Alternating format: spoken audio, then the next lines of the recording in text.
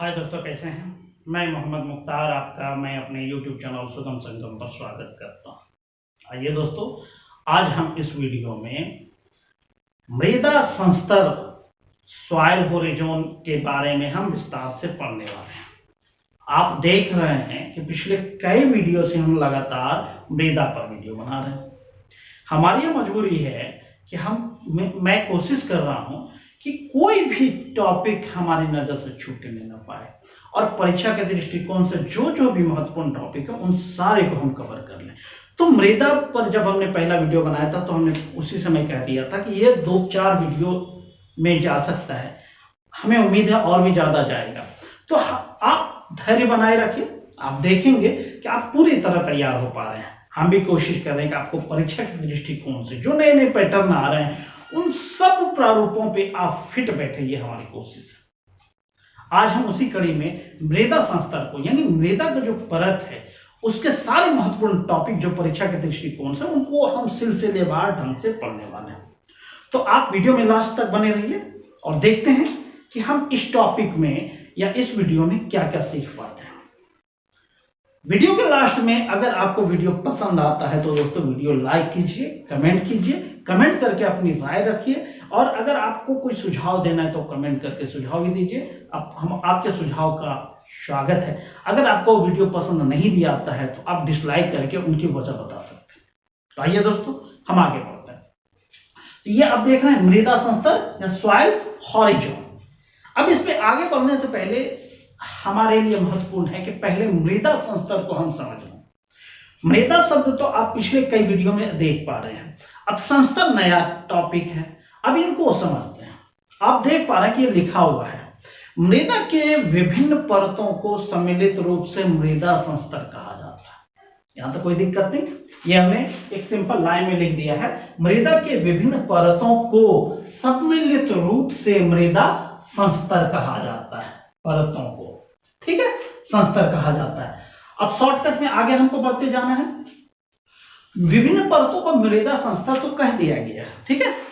अब हमें यह समझना है कि ये विभिन्न परत का निर्धारण कैसे होता है। मृदा यानी ये जमीन है, ये मिट्टी है, उसका विभिन्न परत जो है, हम ऊपर से लेकर नीचे तक जो जाते हैं, केंद्र तक जो जाते हैं, उसका निर्धारण कैसे होता है या विभिन्न परतों में अंतर कैसे किया जाता है। तो याद रखिए दोस्तों, यह आपको वस्तुनिष्ठ में पूछा जा सकता है कि मृदा का एक परत जो है वह दूसरे परत से भौतिक और रासायनिक दृष्टि से अलग होता है। ये भी चीजें आप माइंड में रख लीजिए। इसमें क्या होता है, एक परत दूसरे परत से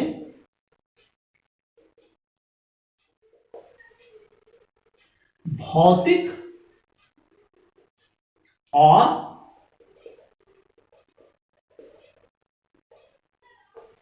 रासायनिक दृष्टि से अलग होता है।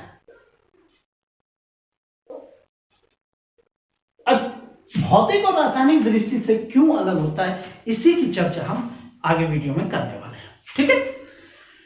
इन दोनों को समझ लेने के बाद ये तो समझ है। अब हम ये बढ़ते हैं कि मृदा संस्तर या मृदा के परतों को कितने भागों में बांटा गया। हालांकि मृदा का जो एक परत कितना मोटा है यह कह पाना मुश्किल है, लेकिन जो है कि भूगोल के विद्वानों ने अपने अपने हिसाब से मृदा संस्तर को बांटने का प्रयास किया है।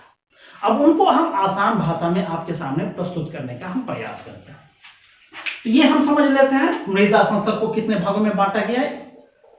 मृदा संस्तर, उसको इंग्लिश में क्या कहा जाता है, सॉइल हॉरिजोन। अब हम एक कर करके बढ़ते हैं। जान लीजिए दोस्तों, मृदा संस्तर को 4 भागों में बांटा गया है। कितने भागों में, 4 भागों में।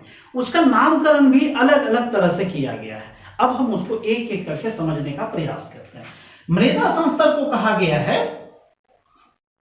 का संस्तर, उसी तरह ख संस्तर, फिर आता है ग संस्तर और फिर लास्ट में आता है घ संस्तर, ये 4 नाम दिया है विद्वानों ने। इसमें अभी घबराइए नहीं, देखते हैं कि और क्या क्या अंतर है। सिर्फ यहीं से काम नहीं चलेगा। हिंदी में नाम है मृदा संस्तर के चारों भाग के का, खा, गा, घ, उसमें सिर्फ संस्तर शब्द जोड़ दिया है, तो यहां तक कोई दिक्कत नहीं, आराम से याद हो जाएगा। का संस्तर, खा संस्तर, गा संस्तर और घ संस्तर, ठीक है। अब हम देखते हैं कि इसको इंग्लिश में क्या नाम दिया है विद्वानों ने, ठीक है। संस्तर का आपने देख लिया है कि हॉरिजॉन नाम है, ये भी देख लेना है। हॉरिजॉन ए, इसको हॉरिजॉन बी और इसको हॉरिजॉन सी और लास्ट में हॉरिजॉन डी। सेम उसका ट्रांसलेट हो गया इंग्लिश में, यहां तक कोई दिक्कत नहीं। अब सिर्फ इससे काम नहीं चलेगा, अब आपको समझना है कि इसका हम एक निश्चित नाम तो कुछ देना होगा। का, खा, गा, घ, इसे क्लियर नहीं हो पा रहा है, तो विद्वानों ने एक और इसका नाम दिया है। ये सब नाम है इनका, आपको आगे बढ़ना है। इसको नाम दिया है एक एक करके, अब हम उसको देखना है कि क्या क्या नाम दिया है, ठीक है। अब हॉरिजॉन ए को उन्होंने नाम दिया है मृदा संस्तर, ये आप जो कि लॉन्ग में भी लिख सकते हैं। का संस्तर यानी हॉरिजॉन ए को मृदा कहा जाता है। हॉरिजॉन बी यानी ख संस्तर को, इसको कहा जाता है उप मृदा। क्लियर है, यहां दिक्कत है, मृदा, उप मृदा। और तीसरा होता है, तीसरा गोप है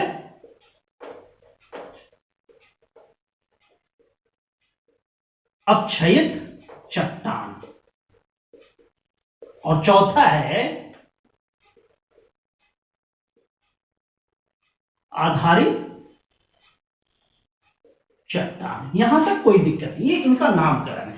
अब इनको रटने की भी बिल्कुल जरूरत नहीं, आप आराम से समझिए। देखिए, बिल्कुल माइंड फ्री करके, मृदा संस्तर को 4 भागों में बांटा गया है। मृदा संस्तर क, मृदा संस्तर ख, मृदा संस्तर ग और लास्ट में घ। यहां तक हो गया। उसका इंग्लिश ट्रांसलेट कहें या इंग्लिश वर्ड कहें, इंग्लिश रूपांतरण कहें, हॉरिजॉन ए, हॉरिजॉन बी, हॉरिजॉन सी, हॉरिजॉन डी। यहां तक आई होप कि आपको याद हो जाएगा, रखने की जरूरत नहीं।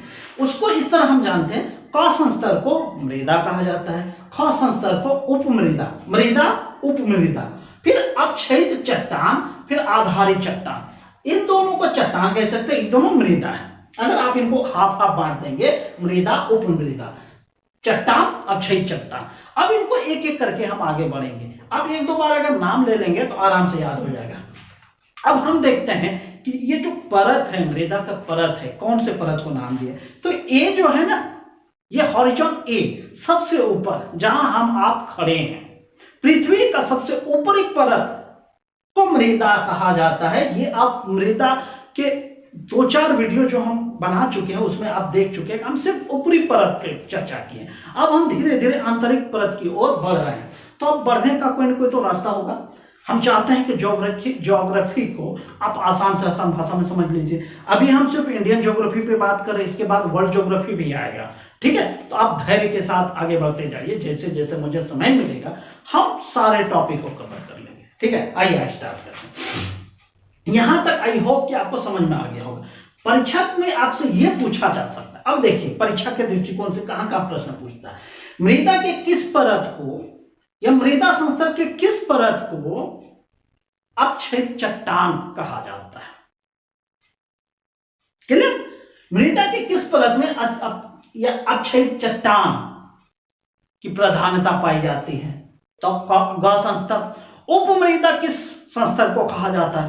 ख संस्तर। और मृदा को कौन सा संस्तर कहा जाता है? संस्तर क या हॉरिजॉन ए। और सबसे लास्ट आपसे यह पूछा जाएगा कि सबसे ऊपरी मृदा की परत को क्या कहा जाता है? तो क्या जवाब होगा? ख संस्तर। और सबसे लास्ट, सबसे नीचे के मृदा परत को क्या कहा जाता है? तो वो हो जाएगा घ हॉरिजॉन, यानी चौथा पार्ट। तो क्लियर हो गया, मृदा संस्तर 4 भागों में। अब हम देखते हैं एक एक करके इनके जो कौन कौन से महत्वपूर्ण टॉपिक उभर कर आते हैं उनको हम देखते हैं, एक एक करके आगे बढ़ते हैं दोस्तों। अब देखिए इससे मृदा संस्तर क हॉरिजॉन ए, जिसे हम मृदा कहते हैं, इससे कौन कौन से टॉपिक उभर कर आते हैं वो हम देखते हैं। पहली बात कि ये मृदा का सबसे ऊपरी परत हो गया, यहां तो कोई दिक्कत नहीं। ये क्या है? सबसे ऊपरी परत। क्या हो गया दोस्तों? सबसे ऊपरी परत, यहां तक कोई दिक्कत नहीं।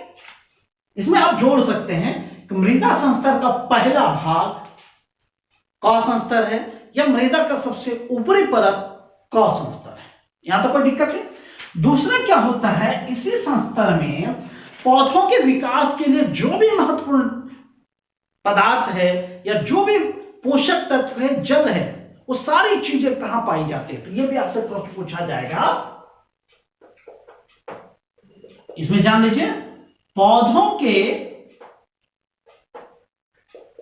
विकास के लिए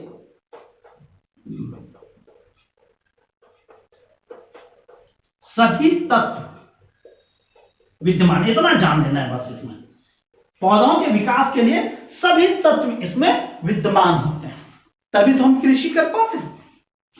अब पौधों के विकास के लिए सारे तत्व क्या क्या आता है? पोषक तत्व, खनिज तत्व, जल, ह्यूमस, जो भी चीजें चाहिए वो सारी चीजें कहां पाया जाता है? संस्तर कौन है? आपसे प्रश्न यह भी पूछा जा सकता है कि पौधों के विकास के लिए जो जल है, लवण है, वो कहां पाया जाता है? मृदा के किस हिस्से में पाया जाता है? तो भैया सबसे ऊपर ही तो पाया जाएगा, खेती हम करते तो सबसे ऊपर ही करते हैं, तो वो क संस्तर का हो गया। इसमें दो ही बातें हमको जानना है, मृदा का सबसे ऊपरी परत और पेड़ पौधों के विकास के लिए जरूरी आवश्यक तत्व, या जरूरी तत्व कहिए या आप आवश्यक तत्व कहिए, कुछ भी कहिए, वो सारी चीजें क संस्तर में पाया जाता है। यहां तक कोई दिक्कत नहीं। अब क्या होता है, और तीसरी बात है इसमें जान लीजिए, इसमें तीसरी बात ये जान लीजिए, ये जो क संस्तर है ना, एक चीजें इसमें कॉमन सी बात है कि सबसे ऊपर वाला परत जो है वह सबसे बारीक कणों से बना है। मृदा का सबसे ऊपरी परत सबसे बारीक कणों से बना है। वहीं जैसे जैसे हम नीचे जाते हैं, ये अंदर की ओर जाते हैं, उसमें कणों का आकार बढ़ता जाता है। यहां आप देख रहे हैं कि चट्टानी रूप में, चट्टान टूटता है तो ये बनता है, और इसके टूटने से ये बनता है, और लास्ट में ये बनता है। तो चट्टान जो टूटा नहीं है वो घ में है, टूट गया तो गौ में बन गया, वो भी टूटेगा तो ख में आएगा, और वो भी जब टूटेगा तो लास्ट में क्या होगा? मृदा ही बनेगा। तो इसमें क्या होता है, मृदा में क्या होता है? सबसे बारीक कण पाया जाता है। ये भी हो गया। तीन बातें इसमें आपके लिए बहुत ही महत्वपूर्ण हो जाते हैं। क संस्तर में क्या हो गया? तीन बातें, एक बार देख लीजिए। सबसे ऊपरी परत, पौधों के विकास के लिए सारे जरूरी तत्व क संस्तर में, और क्या होता है? सबसे बारीक कण किस परत का है? क संस्तर का। यहां तक कोई दिक्कत नहीं। आप जब देखते हैं, जब हम एक लाइन बनाते हैं, स्कूल में हम लाइन बनाया करते थे, या प्रार्थना जब होता था स्कूल पीरियड में, तो आप देखते होंगे जो सबसे छोटा होता है वो सबसे आगे होता है, जो सबसे बड़ा होता है वो सबसे पीछे होता है, ताकि जो मॉनिटरिंग कर रहा है या जो टीचर देख रहा है वो सबको दिख जाए कि कौन प्रार्थना ढंग से कर रहा है, कौन प्रार्थना नहीं कर रहा। छोटा अगर पीछे कर देंगे तो दिखेगा नहीं। तो ये भी एक कॉन्सेप्ट है समझ लेने का कि सबसे बारीक कण सबसे आगे होगा या सबसे ऊपर होगा, जो सबसे भारी कण होगा वो सबसे नीचे होगा। क्लियर? मृदा समझ में आ गया। अब बढ़ते हैं हम उपमृदा की ओर। ठीक है, उपमृदा। अब ये देख लीजिए होता क्या उपमृदा, इसको समझिए। उपमृदा, पहली बात तो यह क संस्तर और संस्तर गो के बीच स्थित है। संस्तर क और संस्तर गो के बीच स्थित है ख संस्तर, यानी उपमृदा। उपमृदा, उप का मतलब इन दोनों को जोड़ने वाला परत। क्लियर है? ख संस्तर क्या है? संस्तर को और संस्तर गो को जोड़ने वाला संक्रमण परत। तो आपसे परीक्षा में पूछा जाएगा कि मृदा के किस परत को संक्रमण परत कहा जाता है, तो इसका क्लियर हो गया। इसको क्या कहा जाता है? संक्रमण परत। संक्रमण परत क्यों कहा जाता है? क्योंकि यह संक्रमण को और संक्रमण गो के बीच में है। इनमें दोनों के गुण पाए जाते हैं। मतलब इधर से भी गुण आ जाता है और इधर से भी गुण आ जाता है। क्लियर है? तो इसलिए इसको संक्रमण परत कहा जाता है। यह भी परीक्षा के दृष्टिकोण से महत्वपूर्ण है। दूसरी बात है, अब हमको क्या जानना है, इसमें क्या क्या पाया जाता है। यहां तो आपने देख लिया क संस्तर में आपने क्या देख लिया कि पौधों के विकास के लिए सबसे महत्वपूर्ण टॉपिक, पौधों के विकास के लिए सारे जो है कि जरूरी तत्व क संस्तर में चला गया। तो ख में क्या रहेगा, तो याद रखिए इसका भी कुछ चीजें इसमें और इसका भी कुछ चीजें इसमें आएगा। तो इसमें क्या क्या होगा, इसमें मुख्य रूप से जो पाया जाएगा वो ये पाया जाएगा, देख लीजिए। ये क्या है, चट्टान है, टूटा हुआ चट्टान है। इसका भी कुछ इधर आ जाएगा। इधर क्या होगा, अक्षयित चट्टान होगा, सॉरी अक्षयित चट्टान। और दूसरा क्या पाया जाएगा, इसमें क्ले पाया जाएगा, है ना, चिकनी मिट्टी, चिकनी मिट्टी। और क्या पाया जाएगा दोस्तों, गाद पाया जाएगा। और क्या पाया जाएगा, बालू। इसमें और क्या हो पाया जाता है, बालू। तो आप देख रहे हैं ख संस्तर के लिए बहुत ज्यादा हमें दिमाग लगाने की जरूरत नहीं है। इसके बारे में आप कह सकते हैं कि संस्तर ख जो है वह संस्तर क और संस्तर ग को जोड़ने वाला संक्रमण परत है। क्यों है, इसमें क्यों संक्रमण परत कहा जाता है, क्योंकि इसमें जो है संस्तर क और संस्तर गो के लक्षण समान रूप से पाए जाते हैं। अब इसमें और क्या क्या पाया जाता है, इसमें अक्षयित चट्टान ये, और इधर से चिकनी मिट्टी हो गया, गाद हो गया और बालू हो गया। ठीक है, हालांकि इस पे हमने पिछले एक दो वीडियो में हमने इस पे चर्चा किया है कि मृदा जो कि भूमि का ये जो कण है, मृदा का जो कण है, उस पे हमने अलग से वीडियो बनाया हुआ है जो प्लेलिस्ट में आप देख सकते हैं। ठीक है ना, तो क्लियर हो गया, ख हमारा क्लियर हो गया। अब इसमें दो ही बातें हमको जानना जो परीक्षा के दृष्टिकोण से महत्वपूर्ण है। अब संस्तर ग में हम आते हैं, हॉरिजॉन सीम। क्या है लिखा हुआ, अक्षयित चट्टान। अक्षयित का मतलब होता है चट्टान के टूटने से, चट्टान के टूट फूट से, चट्टान तो खुद बड़ा है, उसका टूटने से जो छोटा छोटा टुकड़ा बनेगा उसको अक्षयित चट्टान कहेंगे। तो ये अक्षयित चट्टान जो है, अब यहां पे एक चीज जानना है कि आपसे कहा जाएगा कि मृदा निर्माण की प्रक्रिया कहां से प्रारंभ होती है। मृदा निर्माण की प्रक्रिया दोस्तों ग संस्तर से प्रारंभ होती है। आप कह सकते हैं कि उनको चार भागों में बांटा गया है। तो गौ चट्टान को घ क्यों नहीं हो सकता है, तो घ में दोस्तों जान लीजिए, घ में जो है वह पूरा चट्टान है, अभी टूटा नहीं है। उसके टूटने की प्रक्रिया प्रारंभ होगी और जब वो एक बड़ा सा चट्टान टूटकर जब छोटे छोटे चट्टान में बटेगा तो वो घ में आ जाएगा। ठीक है, डी से सी में आ जाएगा। सी के बाद उनके जो है प्रमोशन की कहें अपग्रेडेशन की प्रक्रिया प्रारंभ होती है। इसलिए मृदा चट्टान का जनक इसको कह सकते हैं, मृदा निर्माण की प्रक्रिया प्रारंभ होती है यहां से। तो ये चीजें आपको याद रखना है, मृदा निर्माण की प्रक्रिया कहां से प्रारंभ होती है, गौ संस्तर से। ठीक है, इसको मृदा इसलिए इसको क्या कहेंगे, मृदा का जनक, मृदा जनक कह सकते हैं। ठीक है, मृदा जनक। अभी इसमें हम नहीं पढ़ा, मृदा जनक इसलिए कि मृदा निर्माण की प्रक्रिया इसी चट्टान से, बाकी दो परत संस्तर क और संस्तर ख का जो निर्माण होता है वह गौ संस्तर से होता है। अभी हम इसको आगे भी समझने वाले हैं, ये तो सिर्फ हम इनकी विशेषता समझ रहे हैं। गौ संस्तर में क्या होता है, बड़े बड़े चट्टान जब टूटते हैं वो गौ संस्तर में आ जाता है। मतलब एक सबसे नीचे जो चट्टान वो टूटकर थोड़ा ऊपर आता है, फिर वो टूटकर आगे बढ़ता जाता है और लास्ट में सबसे ऊपरी परत पे पहुंचता है तो बहुत ही चूर्ण कण के रूप में हो जाता है। ठीक है, अब इसको देखिए क्या कहेंगे, आधारी चट्टान को, आधारी चट्टान को इसको मृदा जनक चट्टान भी कह सकते हैं, इसको जनक चट्टान भी कह सकते हैं।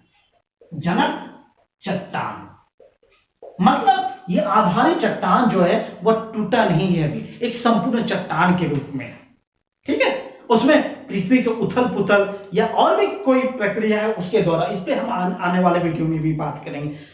खासकर जो प्लेट विवर्त की होता है, जमीन के अंदर जो उथल पुथल होता है, प्राकृतिक कारण और भौतिक कारण या कहें मानव निर्मित कारण, दो कारण, उस पर हम आने वाले समय में बात करेंगे। फिलहाल हमको सिर्फ अभी इस मृदा संस्तर तक सीमित रहना है। तो क्लियर हो गया। घाव संस्तर में क्या है कि पूरा चट्टान है, वह अभी टूटा नहीं है। टूटने की प्रक्रिया जब प्रारंभ होती है तो वो गौ में प्रवेश कर जाती है, और गौ चट्टान जो है बाकी दो चट्टानों के निर्माण का जनक है। चट्टान हम बोल रहे हैं, मृदा का दो पार्ट जो है, दो परत जो है, उसके निर्माण की प्रक्रिया कहां से प्रारंभ होती है? संस्तर गौ से। अब इनको समझ लेते हैं कि होता किस तरह। थोड़ा सा और हम आगे बढ़ जाते हैं, देखते हैं कि इसको एक रचना के द्वारा समझने का हम प्रयास करते हैं। संस्तर गौ में इस तरह समझिए कि यह चट्टान है, ठीक है, यह पूरा चट्टान है, अभी ये टूटा नहीं है। ये हो गया संस्तर ख, टूटा नहीं है। संस्तर गौ में हम जाते हैं, ये टूट चुका है, टूट फूट हुआ है और बड़े बड़े टुकड़ों में यह बट चुका है। तो ये हो गया संस्तर गौ में आ गया। अब हम पढ़ते हैं संस्तर ख की तरफ। संस्तर ख में यह भी टूटकर छोटे छोटे टुकड़ों में बटता है। तो देख रहे हैं कि धीरे धीरे उनके कण की जो है कि चौड़ाई, लंबाई या द्रव्यमान जो भी कहिए वो छोटा होता जा रहा है, और लास्ट में जो होता है कि वह सबसे बारीक कण में बदल जाता है। इससे अब आगे बढ़ने की जरूरत ही नहीं है। कितना छोटा कण होगा वो संस्तर को में आ जाएगा। ये चीजें आप देख रहे हैं मृदा संस्तर में, ये सब चीजें होती है। तो परीक्षा के दृष्टिकोण से आपसे ये पूछा जा सकता है कि देखिए जो जो चीजें, तो ये चीजें आपने देख लिया, एक बार और रिहर्सल करते हैं। सबसे ऊपर परत जो होता है क संस्तर होता है, सबसे ऊपरी परत होता है, सबसे महीन कण होता है उसमें, और क्या होता है, पौधों के विकास के लिए सारे जरूरी तत्व इसमें विराजमान होते हैं। संस्तर खो में क्या होता है, यह संक्रमण परत है। संस्तर क और संस्तर गौ के बीच में स्थित है। इसमें क्या होता है, इसमें क और गौ के लक्षण समान रूप से पाए जाते हैं। मतलब उसमें अच्छे चट्टान के भी अंश पाए जाएंगे, और उसमें चिकनी मिट्टी, गाद, रेत, इनके उपस्थिति होती है संस्तर ख में। और गौ में क्या है, वो बाकी संस्तर गौ में क्या है, संस्तर को और संस्तर खो के निर्माण का जनक कौन सा है, संस्तर गौ। मतलब इसमें क्या होता है, मृदा निर्माण की प्रक्रिया यहीं से प्रारंभ होती है। हालांकि इससे पहले ये चट्टान का रूप है बड़ा बड़ा, जो टूटकर गौ बनता है। आपके मूल रूप से कहेगा, यहां पे कंफ्यूजन दूर कर लीजिए, यहां से बाकी तो चट्टान के निर्माण की प्रक्रिया प्रारंभ होती है, लेकिन मूल रूप से मूल जनक, इन बाकी तीनों का जनक आप जिसे कह सकते हैं वो आधारी चट्टान है, मतलब जनक चट्टान। तो परीक्षा के दृष्टिकोण से अब आपसे प्रश्न एक यह भी पूछा जाएगा कि मृदा के सारे परतों का जनक कौन सा परत है। तो सबसे नीचे जो है हॉरिजॉन डी यानी घ संस्तर, जिसे हम जनक चट्टान कहते हैं। जनक मतलब जनक, जन्म देने वाला। क्लियर है। तो इस तरह दोस्तों आज हमने इस वीडियो में मृदा संस्तर और उससे बनने वाले सारे महत्वपूर्ण टॉपिक को हमने इस वीडियो में कवर किया। अब हम नेक्स्ट वीडियो में नेक्स्ट टॉपिक लेकर आएंगे। तब तक आप खुश रहिए, आबाद रहिए, अपनी पढ़ाई करते रहिए। इसके साथ थैंक यू, जय हिंद, जय भारत।